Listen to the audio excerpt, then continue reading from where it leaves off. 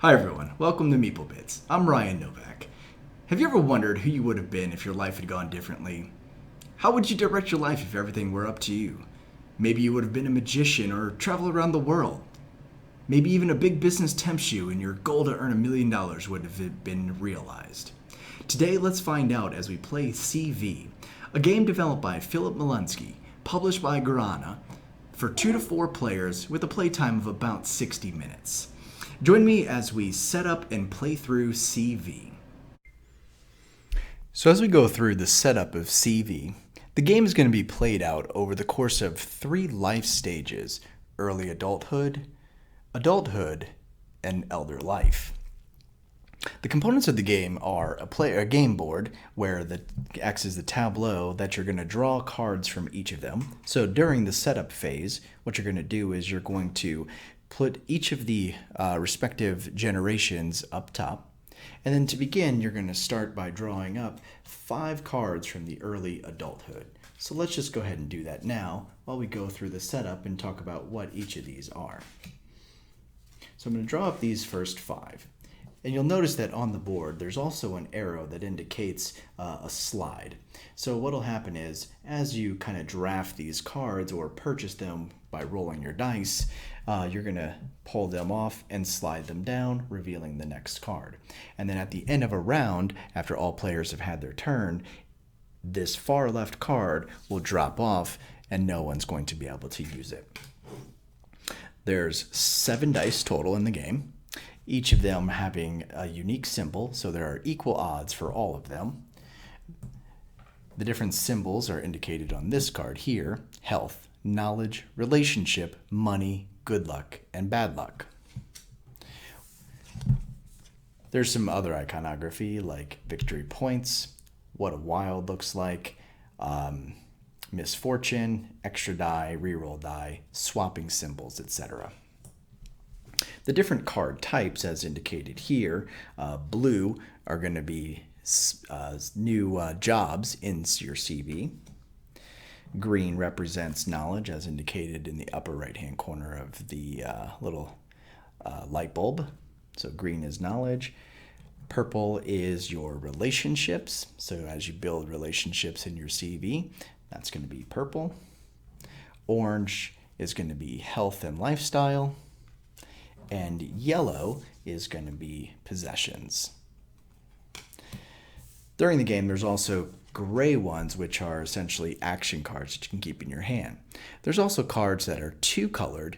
When placed in your CV, these can be added as either one of these, but may not be changed throughout the game. So wherever you place it, it'll remain there. So if I pull up this lifestyle or knowledge one and I put it into my CV, I'm going to either stack it with orange, lifestyle, or I'm going to stack it with green, knowledge.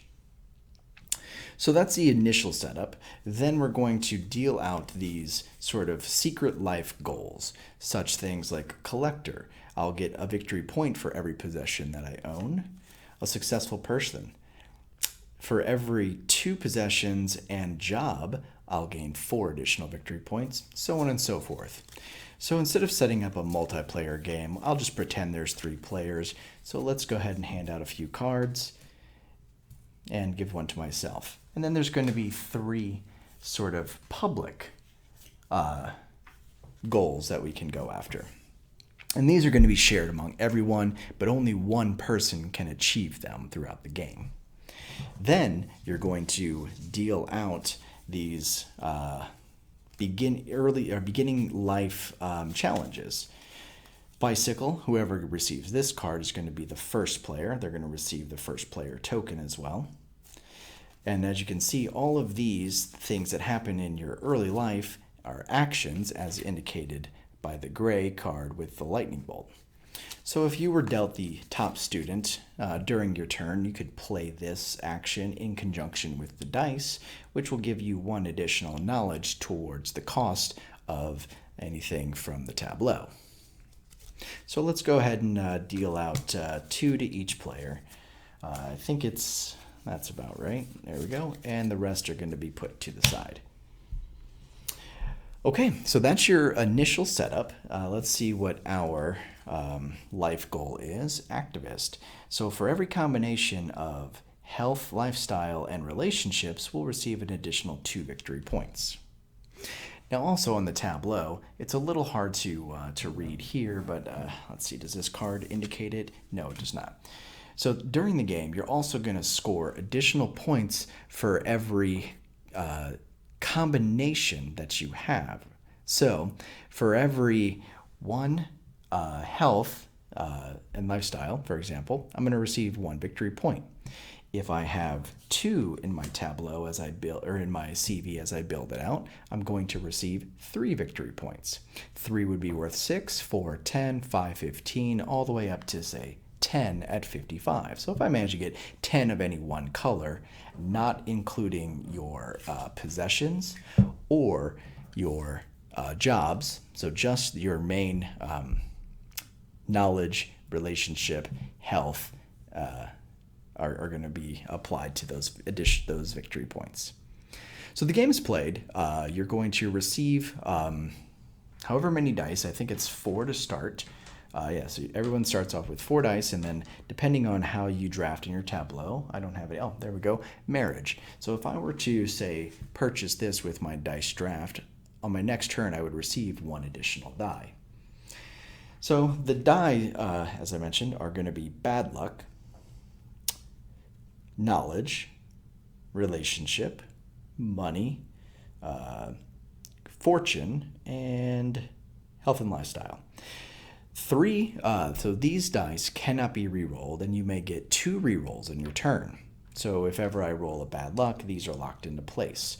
Anytime you roll 3 bad luck, you receive a misfortune. If you get a misfortune, you must discard something from your tableau. So that's the setup. And these extra tokens, as you build out your tableau, you're going to receive these as sort of extra permanent currency. So in this, let's say if this were in your CV, you would take a happiness token and just have it to be able to use for any round that you want. You'll receive it back at the end of your turn. So let's go ahead and dive right into a quick playthrough of CV, so that you guys can get an idea of how it's played. So these I would probably put back into the deck, but I'll just set them off to the side for right now. So on my turn, roll the 4 dice. I've got 2 relationship, a money, and a knowledge. So looking up there, seeing what I might want to buy, let's see here. If I want to go for marriage into my tableau, that wouldn't be too terrible. Oh, sorry, I forgot to look at our early life, and as it happens, I am the first player, so I would receive the bicycle token, which is right here, indicating that I'm the first player. And then first bank account. I can get any yellows or possessions for 1 fewer symbol. There we go. So we'll keep those here. Now looking at what I have up there, a relationship and a happiness is what I need to get marriage. I just need 2 health for that one. I didn't roll any. I can get an MBA, which is a knowledge and a money, and an MBA will get me. Always get a CV for 1 fewer symbol. That's actually not horrible. So maybe we'll go ahead and do that. So let's go ahead and set those there. Now looking at the 2 relationship, I need a relationship and a happiness or a good luck in order to get that. So you know what? I'm going to press my luck and I'm going to kind of set that off as a reserve.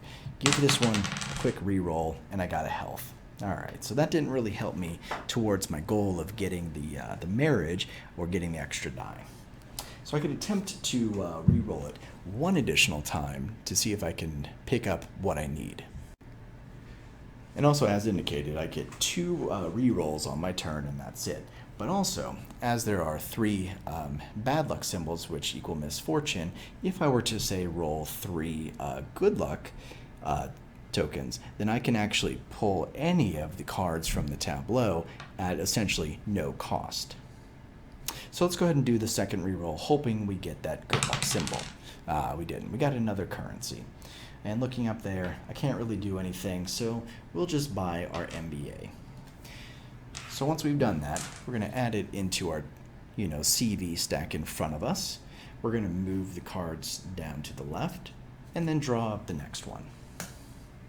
Life insurance. So this one will allow me to avoid a misfortune, and it only costs 1 currency.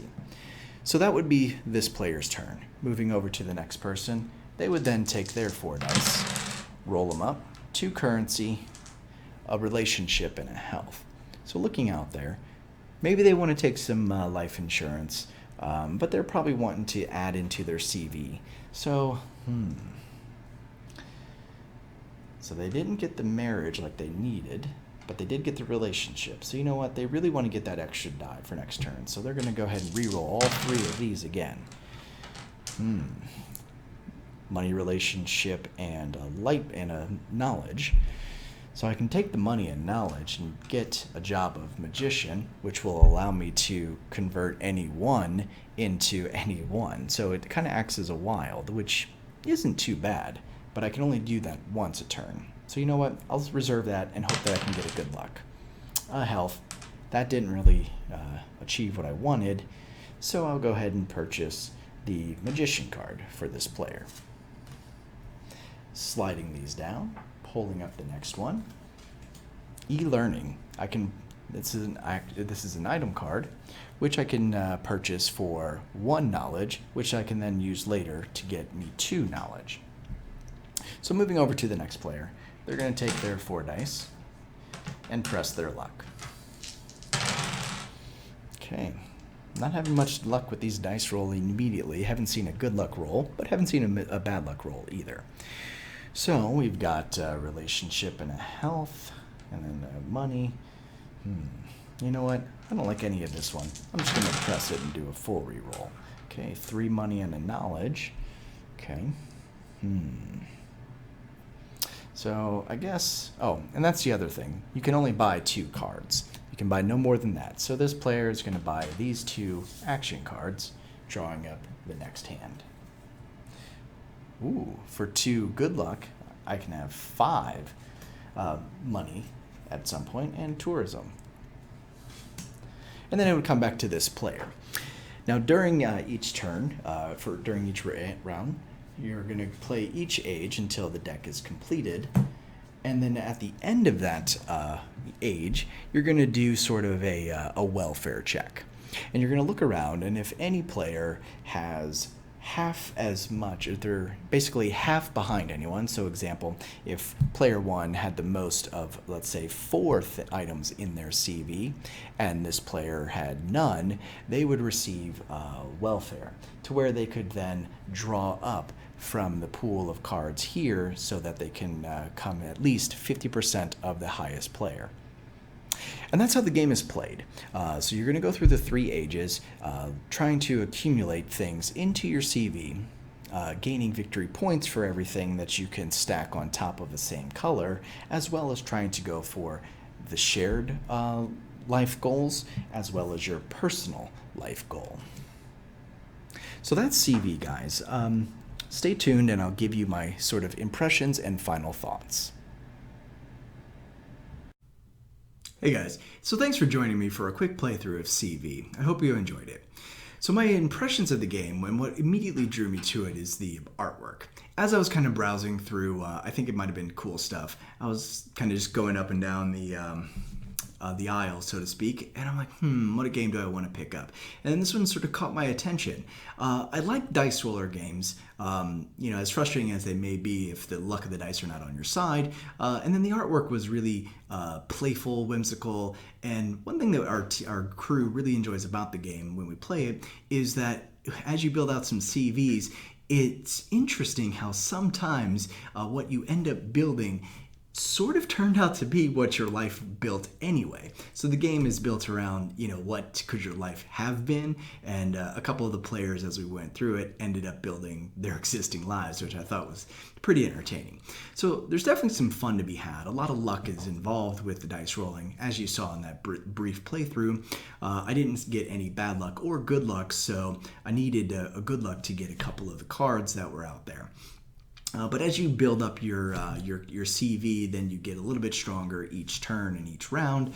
You get more tokens, more currencies, more item cards, so you're able to have more variety of picking things. And getting more dice isn't always a great thing because it really just increases your odds of getting 3 misfortune. And remember, if you ever roll a misfortune, you can't re-roll that misfortune unless you have something in your CV that says you can. So the things that I like about the game are the artwork is a lot of fun. It's really playful. Dice rollers are really entertaining for me. And, it plays in a little less than an hour. If you're playing with some people who have tried it already, you can probably get through it in about 40 minutes.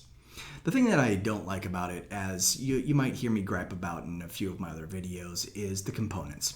The additional chits or the tokens that come with it that you put onto your CV are very flimsy. They're got a glossy texture to it, so sometimes they're kind of hard to pick up and move around. So when it comes to components, I'm usually a fan of sturdier, heavier weight things so that you can pick up and grab a lot easier. Anyway, guys, that's my impressions of CV. I hope you enjoyed the brief playthrough, and if you like dice rollers that are a lot of fun and not, taking things too seriously, this is definitely one that you might want to add to your collection. If you have any questions, please leave them in the comments. I'm happy to answer anything further, and until next time, thank you.